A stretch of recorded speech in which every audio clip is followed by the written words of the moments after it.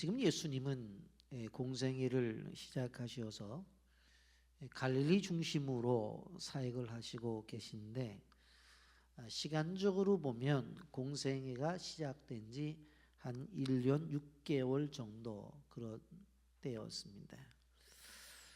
그런데 예수님의 사역에 대해서 누가복음 8장 1절부터 3절까지는 아주 간단하게 요약해서 말하고 있는데, 그는 예수님이 예수님의 제자들과 함께 사역한 사람들이 있었다는 거예요. 그런데 그 사람들을 여자를 이야기하고 있는데, 막달라 마리아와 요한나와 수산나라는 여인이 있었다라고 말합니다.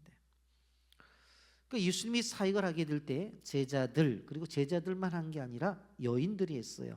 1절에 보면 그 후에 예수께서 각 성과 마을에 두루 다니시며 하나님의 나라를 선포하시며 그 복음을 전할새 12 제자가 함께 하였고 그랬잖아요. 12 제자가 같이 했는데 12 제자만 아니라 여인들도 협력했어요. 여러분, 다양한 배경을 가지고 있는 사람들이 서로 협력해서 하나의 목적을 가지고 헌신하게 되어질 때에 그 복음의 역사는 더욱더 크게 나타날 수 있다고 하는 것입니다. 그래서 신앙생활에 있어서 공동체는 그 무엇보다도 중요하다고 하는 것을 우리는 기억해야 되는 것입니다. 영상 보고 말씀 계속하겠습니다. 그리스도 제자의 자격, 다른 사람을 섬김. 마가복음 10장 45절. 인자가 온 것은 섬김을 받으려 함이 아니라 도리어 섬기려 하고 자기 목숨을 많은 사람의 대속물로 주려 함이니라. 1789년 워싱턴이 미국의 초대 대통령이 된 후 있었던 일입니다. 그는 어머니의 맛있는 음식 솜씨를 강요들에게 보여주기 위해 토요일 오후에 고향집으로 내려갔습니다. 집에 도착한 대통령과 강요들을 맞이한 어머니는 음식을 만들다 나오느라 앞치마를 두르고 있었습니다. 강요들은 인사를 드릴 때 너무 송구스러웠습니다. 대통령이 어머니에게 힘드신 일을 하게 만들었다고 생각했기 때문이었습니다. 그래서 강요들은 대통령에게 건의하였습니다. 각하, 대통령의 어머니는 이 나라의 어머니입니다. 편안히 지내시고 존경받으셔야 할 분이 주방에서 허드렛 일을 하시는 모습을 뵈니 저희가 송구스럽습니다.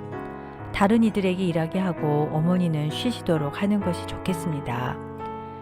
대통령도 그 말에 일리가 있다고 생각하고 어머니와 마주 앉은 자리에서 말했습니다.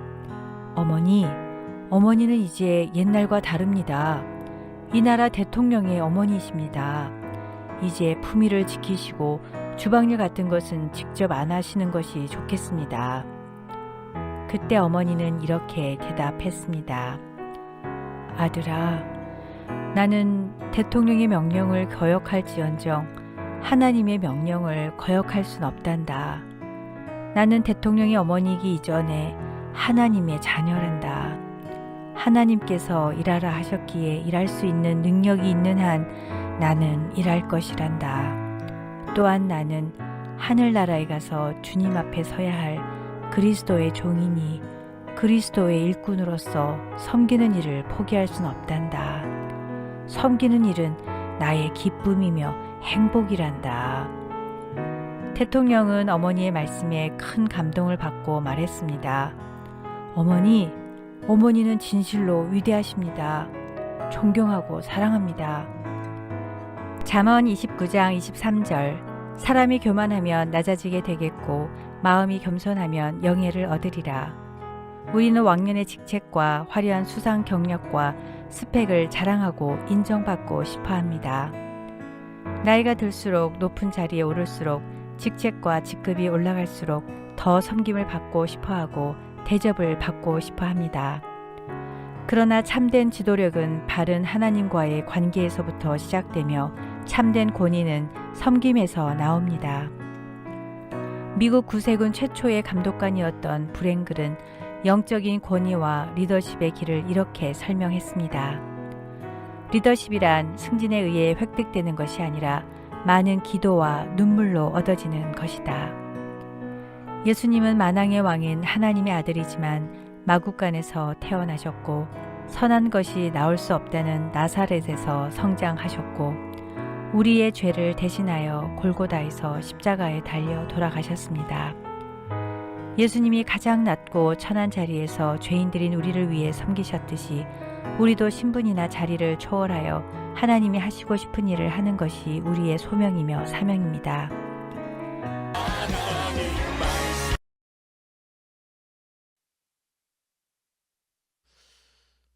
오늘 우리는 이 본문을 통해서 믿음의 여인들을 이제 만나게 되어집니다.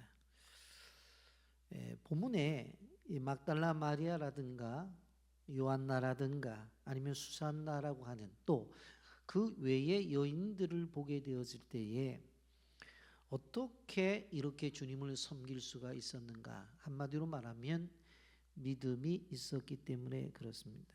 그런데 우리가 이 믿음에 대한 생각을 해보는 것들이 왜 중요한가 하면 믿음이 있이 일을 하는 것과 그렇지 않은 것은 너무나 큰 차이가 나기 때문에 그렇습니다. 여러분 사도 바울을 보십시오. 변화받기 전에 그는 열심이 있었습니다. 근데 열심은 있었는데 무엇이 없었어요? 믿음이 없었어요. 종교적인 열심만 가지고 있었기 때문에 그 결과가 참다했습니다. 빌립보서 3장 6절에 이렇게 말합니다. 열심으로는 교회를 핍박하고 율법의 의로는 흠이 없는 자라 그랬어요. 사도 바울을 객관적으로 보게 되어지면 율법으로 흠이 없어요. 그리고 열심히 있었는데 그 열심이 잘못되어서 교회를 핍박했다고 그렇게 말합니다. 바로 믿음이 없이 열심을 내는 것은 이런 의미에서 위험하다고 하는 것입니다. 성경은 믿음이 있을 때 하나님을 기쁘시게 한다고 했어요. 히브리서 11장 6절에 믿음이 없이는 하나님을 기쁘시게 하지 못하나니 하나님께 나아가는 자는 반드시 그가 계신 것과 또한 그가 자기를 찾는 자들에게 상 주시는 이심을 믿어야 할지니라. 우리가 하나님 앞에 봉사하고 헌신하는 것은 단순하게 개인적인 신앙의 표현을 넘어서 공동체와 사회에 긍정적인 영향을 끼친다는 것을 알아야 돼요. 그래서 오늘 여기에 막달라 마리아나 요한나나 수산나가 이렇게 헌신하는 것은 단순한 것이 아니라 그들의 믿음을 기반으로 해서 섬기지만 그것은 어떻게 되어져요? 공동체와 사회에 많은 영향을 끼쳤다고 하는 것입니다.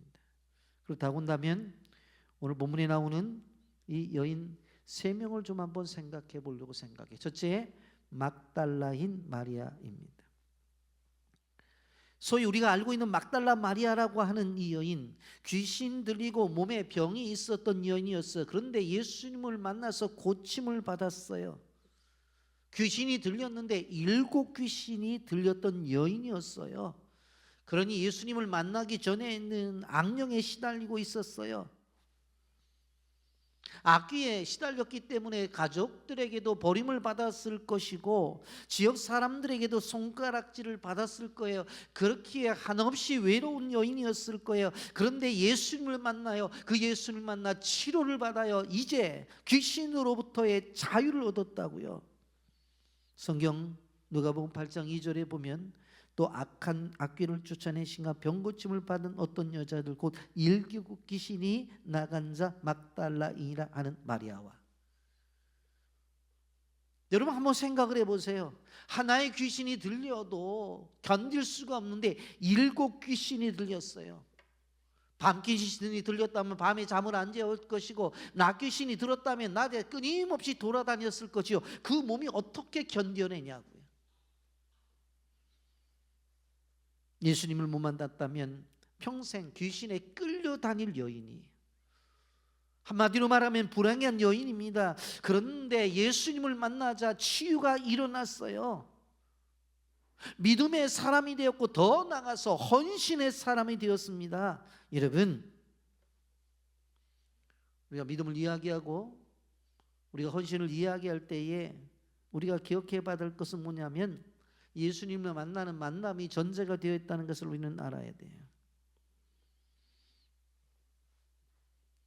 여러분, 여기에 막달라 마리아가 실질적으로 자신의 시간이 남아 있기 때문에 12 제자를 따라다니면서 주님을 섬겼느냐? 그게 아니에요. 물질이 넉넉해서 도한 사람이냐? 그게 아니라고요.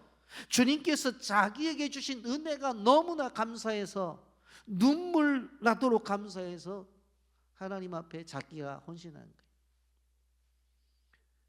여러분, 제가 끊임없이 말씀드리는 게 뭡니까? 하나님에게 은혜를 받았다고 한다면 그 은혜의 표현은 헌신으로 나타나야 됩니다. 이거 변하지 않는 거예요. 은혜를 받았대요. 근데 어떻게 그 은혜에 대한 표현을 합니까? 물어보면 없어요. 그러면 그 은혜일까? 우리가 의심해 봐야 되는 거예요. 분명 꼭 하나님이 내게 해주신 은혜를 받았다고 한다면 그 은혜는 헌신으로 표현이 되어져야 되는 거예요. 여러분, 앤드류 카네기의 이야기가 있습니다. 그가 세계적인 갑부잖아요. 그런데도 불구하고 어려웠을 때에 돈을 빌려서 사업을 합니다. 근데 사업이 잘 돼서 돈을 다 갚게 되었어요. 그랬더니 돈이 빌려준 사람이 이렇게 이야기를 합니다. 아유, 이제 정말 사업이 잘 돼서 돈을 다 갚았군요. 참 감사합니다. 그렇게 얘기를 하니까 이 카네기가 이렇게 이야기를 합니다. 빌린 돈은 갚을 수 있으나 받은 은혜는 갚을 수 없습니다. 내가 금전적으로 거래했던 돈은 다 갚았습니다. 그러나 내가 어렸을 때 나를 도와준 은혜를 내가 그걸 다 어떻게 갚겠냐는 거예요. 여러분, 이것이 그리스도인의 사고 가치예요. 우리가 하나님과 우리와의 관계 속에서 끊임없이 은혜를 갚는다고 말을 하지만 어떻게 다 갚겠냐. 여러분, 사람들과의 관계 속에서도 제수안도 카네기의 사고와 가치를 갖고 살아간다면 어떻게 사람과의 관계가 안 좋겠어요. 보면 또 한 여인이 나옵니다. 여기 보면 요안나라고 하는 여인입니다. 이런 성경을 보게 되어지면 마태복음, 마가복음, 누가복음이 공간복음이라고 말을 하고 사복음을 이야기할 때는 마태, 마가, 누가, 요한복음을 이야기하는데 누가복음에만 쓰여져 있는 것들이 있어요. 근데 누가는 직업이 뭐였어요? 의사였어요. 그러니까 아주 세밀하게 본 성경의 부분들이 있는 것을 바라볼 수가 있습니다. 여러분, 요한나에 대해서 다른 성경에 대해서 나타나지 않아요. 그런데 누가복음에 나타나요. 여러분, 그리고 요한나가 어떤 인물이냐? 3절 상반절에 보면 헤롯의 청지기 구사의 아내 요한나 이렇게 말해요. 요 짧은 기절이 이 상반절밖에 되지 않은 짧은 기절이 가지고 있는 것들이 엄청나게 있다고 하는 것입니다. 요한나를 수식할 때에 헤롯의 청지기 구사의 아내라고 말을 해요. 요한나의 아내는 그 남편이 헤롯의 청지기였대요. 여러분, 청지기라고 하는 것이 무엇입니까? 재산을 관리하는 사람이에요. 그러니까 구사의 아내라고 했으니까 이 요한나의 남편인 구사는 뭐 했던 사람이에요? 아주 고위 관리예요. 우리나라식으로 말하면 경제를 담당하는 장관이었다고, 나라에. 그런 대단한 사람이잖아요. 그런데 이 왕의 재산을 관리하는 사람이었는데 당시에 그때 왕이 누구냐? 헤롯이에요. 여기에 헤롯은 헤롯 안티파스를 이야기하는데 세계사를 보게 되어지면 헤롯 왕 당시 예루살렘이 예수님이 살고 있는 갈릴리와 베레아 지역을 다스렸던 것을 볼 수가 있습니다. 정치가로서 상당한 영향력이 있었던 사람이었습니다. 그런데 이 사람이 아주 악해요. 헤로디아 딸의 춤으로 마음을 즐겁게 해주자 즉흥적으로 그들의 소원을 들어준다고 누구를 죽여요? 세례 요한을 참수해서 죽여버려요. 그렇게 악한 왕이에요.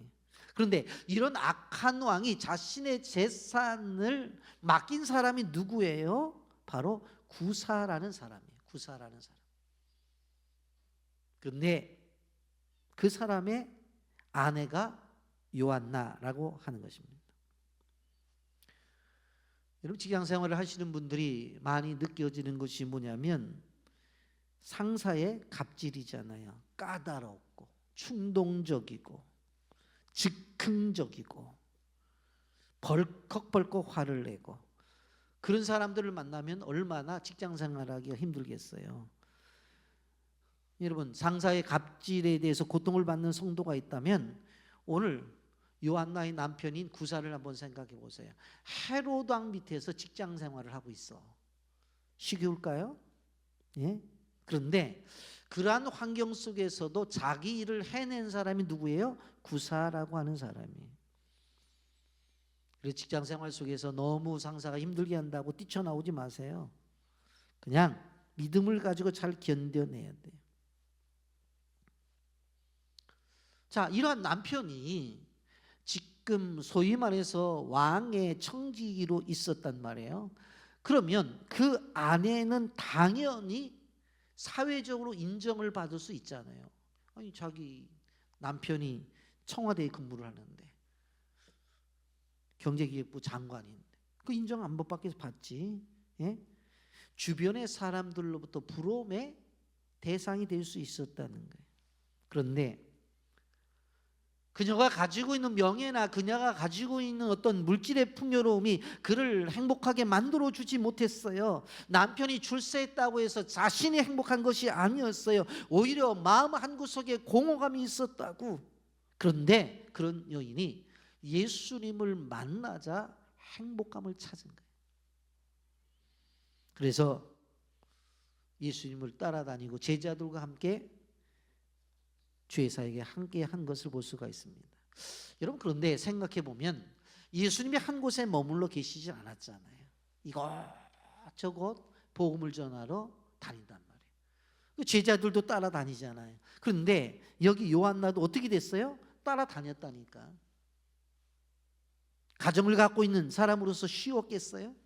쉽지 않았겠죠. 그런데 그 일을 다 감당해요. 편안한 삶을 내려놓고 제자 공동체 함께 자리를 이동하면서 잠자리도 불편한 그 상황 속에서, 먹을 것들도 충분하지 않은 그 상황 속에서 끊임없이 제자들과 함께 동행했다고 하는 것은 이 요한나가 대단한 여인이었다는 것을 알고, 이의 헌신을 우리는 가볍게 생각해서는 안 된다는 거예요. 또 한 가지, 요한나는 자기가 가지고 있는 강점을 가지고 헌신했어요. 3절 말씀에 보면 헤롯의 청지기 구사의 아내 요한나와 수산나와 다른 여러 여자가 함께하여 자기의 소유로 그들을 섬기더라 그랬어요. 자기의 소유로 섬겼어. 여러분, 우리 받는 사람들은 주님께서 내게 주신 은혜를 갚고자 하는 마음이 있잖아요. 요한나도 큰 은혜를 받았다고. 예수님 때문에 자유함을 얻었다고요. 육신의 질병도 고쳤다고요. 근데 예수님 만나서 이렇게 치료를 받은 다음에 떠나는 사람들도 예수님에게도 많이 있었잖아요. 네? 10명의 문둥병자가 있어서 고쳐주었는데 9명 다 자기 갈 길로 가고 한 명만 와갖고 예수님에게 찾아와서 도대체 9은 어디 갔느냐. 그리고 예수님도 물어보셨잖아요. 어떤 교회에 있었던 일인데, 어떤 아픈 분이 교회 가면 기도해서 몸이 치료받는다고 해갖고 교회를 찾아온 거예요. 그렇게 교회 규모가 크질 않아서 새신자가 오니까 목사님 만나서 어떻게 오셨냐고 그랬더니, 제가 몸에 질병이 있어서 병원을 드나들어도 잘 안 낫는데 교회에 가서 기도받으면 낫는다고 그래서 왔다. 아, 그러냐고. 낫는다고. 목사님 기도해 주시고, 이런 성도가 등록을 했으니까 우리 함께 기도하자고, 중보기도 하자고 그래서 기도해서 진짜 나았어요. 그랬더니 이분이 매주일 잘 나오는 거예요. 주일마다 나와서 예배를 잘 드리는 거예요. 한 6개월 지난 다음에 안 보이는 거예요. 안 보이는 거예요. 이상하다. 그 목사님이 신방을 가서, 아니 그동안 교회를 잘 나오시다가 어떻게 갑자기 교회를 나오시지 않으냐고 그랬더니 아니 내가 병 난 거 한 6개월 정도 나가주면 되지 않았었냐고. 나는 내가 생각할 때 6개월 정도 하면 하나님이 나 치료해 준 거하고 내가 6개월 나가준 거하고 퉁치면 될 것 같아서 그랬다고. 좀 은혜라고 하는 것은 끊임없이 드려지는 거예요. 저는 목회를 하면서 많은 성도들을 보게 되어지는데 은혜 받죠. 근데 그곳에서 그 수준에서 끝나는 분들이 계셔요. 왜 그래요? 그 은혜의 표현이 거기까지만 해. 더 이상 진행이 안 돼요. 그래서 우리는 끊임없이 받은 은혜들을 끊임없이 고백하고 나누고 섬기며 나가야 돼. 이런 요한나라는 이름의 뜻이 뭐예요? 여호와께서 은혜를 주신다 그랬어요. 그 이름 그대로 은혜를 받았어요. 근데 요한나가 가지고 있는 강점이 도대체 무엇이었습니까? 바로 자신이 남편이 그래도 사회적으로 지위가 있고 그래도 사회적으로 인정을 받고 생활을 할 수 있었기 때문에 무엇으로 그는 그가 가지고 있는 재물을 가지고 헌신을 한 거예요. 여러분 하나님 앞에서 우리가 기억해야 될 것은 우리가 하나님 앞에 헌신할 때 우리가 알아야 될 것이 뭐냐면 내가 가지고 있는 것으로 헌신하는 거예요. 시간이 있는 사람들은 시간을 가지고 헌신하고 물질을 있는 사람들은 물질을 가지고 헌신하는 거예요. 내게 주신 은사를 가지고 헌신하는 거예요. 오래전에 제가 사역을 하면서 선교에 헌신을 좀 하자고 그리고 하나님 앞에 드리자고 그랬더니 뭐 성도들 여기저기가 뭐 가진 게 있어야 드리죠. 뭐 자기는 할 수 있는 형편이 안 된다고 항상 이 물질로 자꾸 연결시키는 거예요. 그래서 그때 제가 집에 안 쓰는 거 있으면 다 갖고 오라고 그 대신 쓰다가 놔둔 게 아니라 그래도 새 거인데도 불구하고 안 쓰는 것들 집에 있지 않느냐 집에서 하나씩 가져오라고 그랬더니 산더미 같이 쌓이더라고요. 그게 헌신이잖아요. 왜 자꾸 내게 없는 것을 가지고 헌신할 수 없다고 그래요? 내게 있는 것을 가지고 헌신을 생각해야 되지. 그러니까 헌신이 안 되는 거예요. 나는 시간 없네. 나는 물질 없네. 나는 뭐 건강하지 않네. 수많은 이유들이 뭐예요? 내게 없는 것을 가지고 자꾸 이야기를 하니까 헌신이 안 돼요.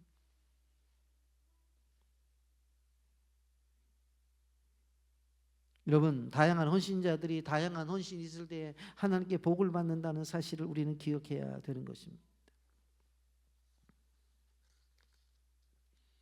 하나님의 은혜를 입은 사람들의 공통적인 특징은 무엇인가 하면 자신이 가지고 있는 강점, 어떻게 보면 자신이 가지고 있는 것을 가지고 하나님을 섬긴 거예요. 여러분 그렇게 감격해요. 섬겼기 때문에 예수님도 사역을 할 수 있고 제자들도 사역할 수 있었다고 하는 것입니다. 반면에 헤롯 왕의 청지기 구사의 아내라는 말은 다른 쪽으로 생각해 보면 불편할 수도 있잖아요. 왜? 사회적인 지위가 있는 분이기 때문에 쉽게 다른 사람에게 노출이 되잖아요. 아니 구사의 아내가 아니 그 예수 선생을 따라다니는데 아니 구사의 아내가 그 남자들 그 12명이 구질구질하는 사람들이 가는데 거기에서 따라다니는데 그렇게 이야기를 하면서 시선이 곱지 않은 시선을 받을 수 있잖아요. 그런데 그걸 뛰어넘어요. 은혜가 무엇인지 아는 사람은 시선에 별로 관심이 없어요. 로마서 2장 16절은 내가 복음을 부끄러워하지 아니하노니 이 복음은 모든 믿는 자에게 구원을 주시는 하나님의 능력이 됨이라. 먼저는 유대인에게요 그리고 헬라인에게로다. 그래서 3절에 보면 헤롯의 청지기 구사의 아내 요한나와 수산나와 다른 여자가 함께하여 자기들의 소유로 그들을 섬겼다고 분명히 이야기하고 있습니다. 근데 한번 생각해 보면 우리가 여기에 나타나 있는 실질적으로 막달라 마리아와 여기 요한나를 한번 생각해 보세요. 좀 비교를 해 보세요. 여러분, 막달라 마리아는 어떤 사람이라고 그랬어요? 7 귀신 들렸다가 나았단 여인이었다고 그랬잖아요. 그러면 7 귀신이 들렸는데 집안에서 돌봤겠어요? 아니에요. 팽개쳐졌을 거예요. 주변의 사람들도 야, 아이고, 가까이 가면 안 돼. 7 귀신이 들렸어. 얼마나 힘이 좋은지 장정들도 그냥 뿌리치면 다 날아가. 지금은 그런 분들이 주변에 안 계시지만 예전에 저희가 초창기에 목회를 할 때는 그런 분들이 많았어요, 사실은. 그래서 교회 오게 되면 붙잡고 기도하는데 얼마나 센지 탁 하면 그냥 다 나가 떨어질 정도로 그 정도 힘이 세요. 그러니 주변에 사람이 있었겠냐고. 막달라 마리아 생각해 보면 그런 존재예요. 그런 존재. 그런데 여기 요한나는 어떤 사람이에요? 진짜 사회적으로 인정을 받는 그런 위치에 있잖아요. 한마디로 말하면 요한나는 상류층 사람이라고 했다면 막달라 마리아는 극서민이, 서민도 극서민. 그런데 서로가 하나가 되잖아요. 하나가 되잖아요. 교회는 그래야 돼요. 교회는 가난한 사람이든 부유한 사람이든 어린아이든 어른이든 또 건강한 사람이든 건강하지 못한 사람이든 어떤 사람이든지 간에 하나가 되어서 주님을 섬겨야 돼요. 근데 그 모습이 본문에 나타나잖아요. 막달라 마리아가 요한나가 하나가 되어서 섬기죠. 요한복음 12장 26절에 사람이 나를 섬기려면 나를 따르라. 나 있는 곳에 나를 섬기는 자도 거기 있으리니 사람이 나를 섬기면 내 아버지께서 그를 귀히 여기시리라. 그렇게 말씀했습니다. 그리고 또 한 가지 요한나의 중요한 것은 지속적으로 신앙을 지켰다는 거예요. 끝까지 믿음을 지켰다는 이야기입니다. 여러분, 예수님께서 복음을 전하시다가 이제 십자가의 고난을 당하고 십자가의 죽음을 당하고 부활하시잖아요. 이게 순서잖아요. 그런데 누가복음 24장 10절에 보면 아주 중요한 한 귀절이 나옵니다. 그 귀절 우리 다 같이 함께 읽어볼까요? 시작. 이 여자들은 막달라 마리아와 요한나와 야고보의 모친 마리아라. 또 그들과 함께한 다른 여자들도 이것들을 사도에게 알리니라. 이 얘기가 무슨 얘기냐면 예수님이 고난을 당하고 십자가에 죽으니까 제자들이 다 도망가 버렸다고. 다 도망갔어요. 왜? 자신들의 꿈이 무너졌다고 생각했기 때문에. 물론 예수님이 장례를 치르게 되어질 때에 우리가 잘 아는 아리마대 출신의 요셉 같은 사람은 빌라도에 가서 시신을 달라고 요청한 사람도 있고 실제적으로 공연 가운데서 니고데모 같은 사람들은 장례 때에 또한 향유를 가지고 온 그런 일들도 있습니다마는 사실 예수님의 제자들은 다 도망가 버린 거예요. 예수님이 장례를 치름에 있어서 우리가 보게 되어질 때에 이렇게 다 도망을 가리고 예수님이 부활했는데도 제자들은 없었어요.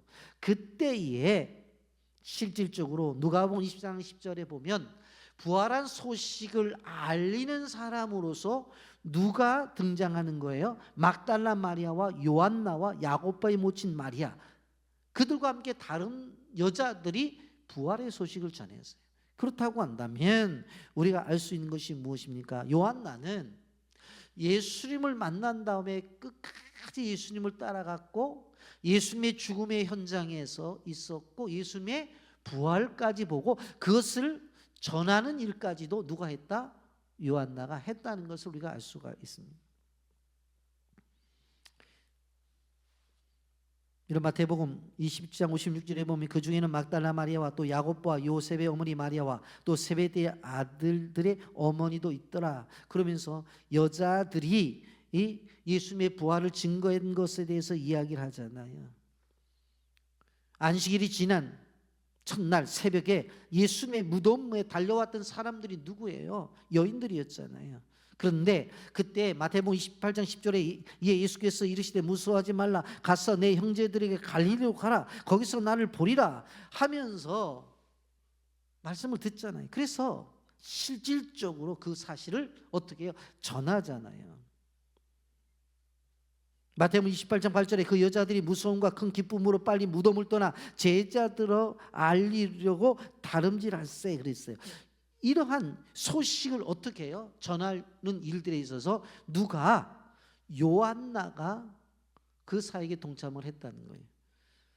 그러니까 요한나는 예수님이 사역을 시작할 때 공생이 시작해서 1년 반 정도 되었다고 그랬죠. 그 사역을 시작했을 때에 사역에 동참을 했고, 그럼 예수님의 사역을 보통 3년 반으로 보게 되어지면 1년 반이 지난 거니까 2년 정도를 어떻게 되었어요? 예수님을 따라다니면서 제자들과 함께 사역을 했다는 거예요. 그리고 제자들이 다 도망간 죽음의 현장 속에서도 요한나는 있었고, 그리고 부활한 것을 목격하고 부활의 소식을 전하는 여인이었다. 이렇게 요한나가 끝까지 사역을 한 여인으로 오늘 성경에 나타납니다.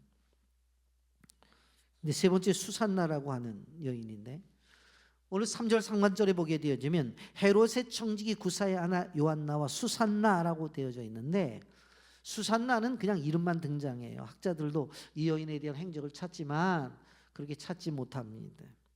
그리고 나서 여인들의 섬김이 나오죠. 3절 하반절에 다른 여러 여자가 함께하여 자기들의 소유로 그들을 섬기더라. 다른 여자들이 있었다고 하는 것입니다. 이런 교회 안에는 다양한 모습으로 봉사를 하는 사람들로 인해서 하나님의 나라가 이루어져요. 목회자가 있고 장로가 있고 권사와 집사와 평신도, 그리고 사역에 들어가 보게 되어지면 찬양대나 찬양단, 반주자, 국장, 마을장, 목자, 예배목자, 헌금이면 안내, 청소, 교회학교 교사부터 시작해서 수많은 사역을 감당하는 사람들이 있는 것을 볼 수가 있습니다. 한국 교회사를 우리가 읽다가 보면 이런 얘기들을 접하게 되어져요. 실질적으로 공산당이 남침을 하게 되어질 때에 교회 종을 치던 분이 계셨다고. 근데 늘 새벽에 종을 치었는데 인민군들이 밀고 내려오니까 다 가족들이 피난을 가야 되는데 이분이 뭐라고 말해요? 내가 떠나면 이 새벽종을 누가 치냐고. 그러다가 새벽종 치다가 순교를 당한 분도 계셔요. 그 사역이 가치가 있다고 생각하기 때문에. 한국교회는 과거의 봉사자와 헌신자로 가득해요. 지금도 헌신하는 분들을 통해서 하나님의 교회는 세워져 나가고 있습니다. 찬양대와 교사와 그리고 토요일이 되면 청소까지 포함해서 실질적으로 헌신적으로 일을 하면서 하나님의 교회를 세워나갔다는 것을 볼 수가 있습니다. 본문에 나오는 여인들 분명코 하나님 앞에 충성한 것을 볼 수가 있어요. 누가복음 8장 3절에 헤롯의 청지기 구사의 아내 요한나와 수산나와 다른 여자가 함께하여 자기들의 소유로 그들을 섬기더라. 우리가 가지고 있는 우리의 소유로 섬길 수 있어야 돼요. 성도는 삶의 현장에서 내 것을 가지고 이웃을 섬겨야 돼요. 여러분, 성도가 여기 보세요. 선한 사마리아인의 사람을 우린 잘 알잖아요. 그 사람이 자기 것을 가지고 강도 만난 사람을 섬겼다는 걸 알아야 돼요. 제가 올해 노예를 맡으면서 설교할 횟수가 많잖아요. 그래서 목사님 장로님들이 모인 자리에서 제가 웃으면서 이런 얘기를 했어요. 목사님 장로님들, 선한 사마리아 사람이 언제 당에 가서 예산 달라고 해갖고 예산으로 섬겼냐고, 노예 와갖고 돈 좀 달라고 그래서 섬겼냐고, 자기 것 갖고 섬겼다고. 교회 지도자라고 하는 목사님들 장로님들 제발 좀 예산 타다가 쓰지 말고 자기 돈 좀 쓰자고.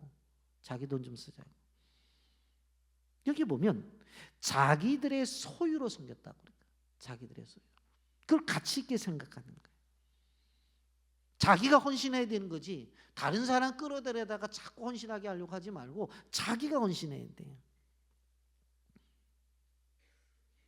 마태복음 25장 40절에 이렇게 말하잖아. 임금이 대답해 이르되 내가 진실로 너희에게 이르노니 너희가 여기 내 형제 중에 지극히 작은 자에게 하나게 한 것이 곧 내게 한 것이다. 그렇게 말하잖아요. 예수님의 이름으로 타인에게 한 것이 바로 예수님에게 한 것이래요. 여러분, 섬김의 귀한 정신이 바로 예수님의 마음이기 때문에 중요한 거예요. 마태복음 20장 28절에 인자가 온 것은 섬김을 받으려 함이 아니라 도리어 섬기려 하고 자기 목숨을 많은 사람의 대속물로 주려 했다고 했어요.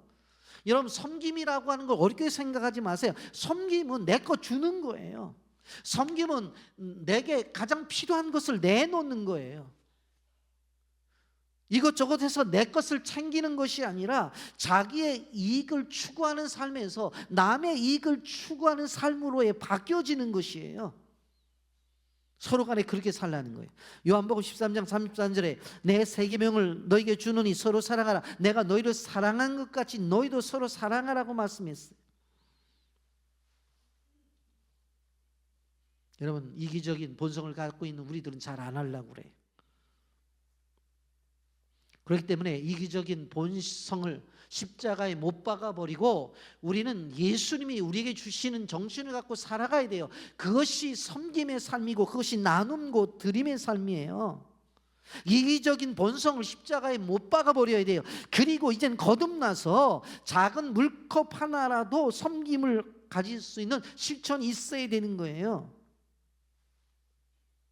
주님이 바라보실 때 큰 자가 어떤 자인 줄 아세요? 세상 나라는 큰 자는 바로 대접받는 자예요.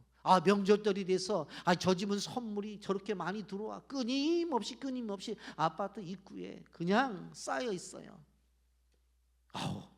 뭐 하시는 분인데 큰 자라고 생각해요. 주님은 그런 사람이 큰 사람이 아니에요. 주님은 섬기는 사람이 큰 사람. 나를 통해서 얼마를 나갔느냐, 나를 통해서 얼마나 많은 사람들에게 베풀어졌느냐, 그게 큰 사람이라니.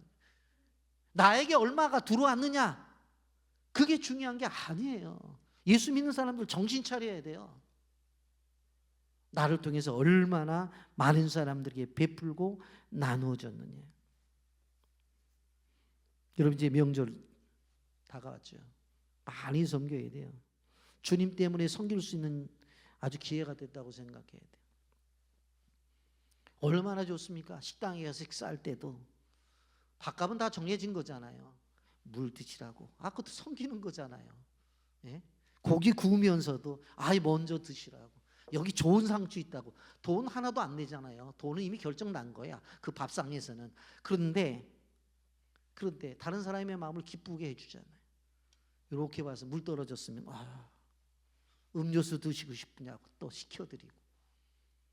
거기서 섬김이 나오는 거예요. 성경에 보면 위대한 역사 뒤에는 이러한 여인들의 숨은 헌신과 봉사가 있었어요. 열왕기상 17장 8절부터 16절에 보면 사르와 과부가 엘리야를 헌신했던 장면이 나오잖아요.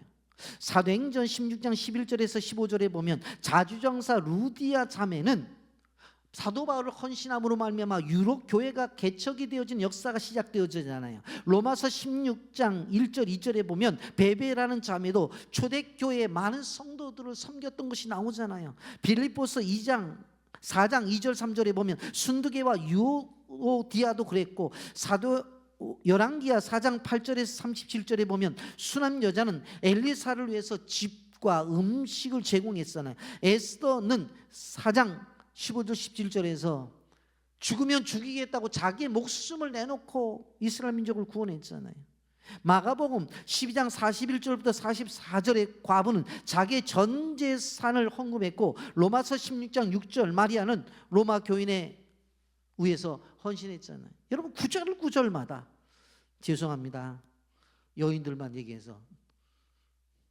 근데 성경에 보면 여인들의 헌신이 두드러지게 나타나요. 빌립보서 4장 18절 19절 보세요.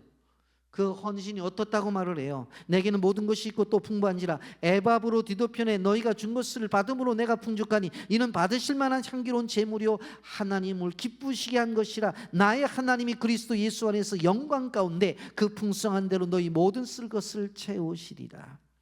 여러분, 오늘 우리는 기억해야 됩니다. 이번 주간 설날이고 한 주간 동안 임시 공휴일까지 포함하면 한 주간을 쉬게 되어지는데 성경은 소자 하나에게 냉수 한 것을 대접하는 것도 잊지 않는다고 그랬는데 이 명절 기간에 얼마나 섬길 수 있는 기회가 많이 주어지는 기간이냐고요. 말도 따뜻하게 하고 좀 다른 사람들과 나누면서 그런 섬김을 통해 우리가 감동을 줄 때에 나와 만나는 수많은 사람들이 나를 통해서 주님 앞으로 한 걸음 더 나을 수가 있다고 하는 것입니다. 여러분, 명절에 여성들만 섬기라는 법은 없어요. 남성들도 자원하고 나가서 아내를 도와야 돼요. 최선을 다해 섬기는 모습이 있어야 됩니다. 거기에 화목하고 행복한 가정이 세워지는 것을 우리는 기억해야 됩니다. 저는 비숍의 담임 목사로서 행복합니다. 왜 그런 줄 아세요? 성도들의 헌신과 섬김이 있기 때문에 행복한 거예요. 항상 은혜가 있고 사랑이 넘치기 때문에 건강한 교회가 되어지고 그러한 교회이기 때문에 행복한 거예요. 여러분, 우리는 자꾸 없는 거 생각하지 말고 내게 있는 것 조금이라도 있다면 그것을 가지고 하나님 앞에 드리자, 나누자. 그렇게 생각해 나간다면 우리의 마음이 좀 더 편안한 거예요. 아무것도 없다고요? 그 사람을 위해서 우리는 기도할 마음을 가지고 잠깐 기도해도 되잖아요. 여러분, 주님의 교회는 섬김의 사람들의 섬김이 모여져서 성장하는 거예요. 다 섬김이잖아요. 교회 나오게 될 때 보면 안내위원들, 오늘 제가 안내위원들한테 그 이쁜 얼굴을 가지고 반가이 맞이하시라고 제가 웃으면서 그랬어요. 그랬더니 막 미안하다고 그러더라고. 올라오시면 교육자들부터 시작해서 교회 안에서 모든 섬기는 사람들이 구석구석에 있잖아요. 성도들의 희생과 헌신이 교회를 지탱해 준다고 하는 것을 꼭 기억하시면서 오늘 이 세 여인이 보여준 이 모습을 따라서 우리도 하나님 앞에 영광을 돌리는 믿음의 종들이 되기를 예수님의 이름으로 축복합니다. 아멘.